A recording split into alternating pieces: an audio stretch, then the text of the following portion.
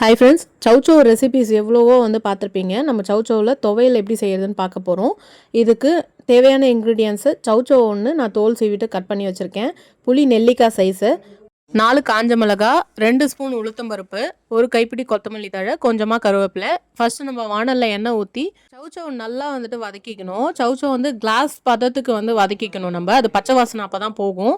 So அதை வதக்குனதுக்கப்புறம் லைட்டாக மட்டும் எண்ணெய் விட்டு உளுத்தம்பருப்பு நான் பொன்னிறமாக வதக்கிக்கிறேன்.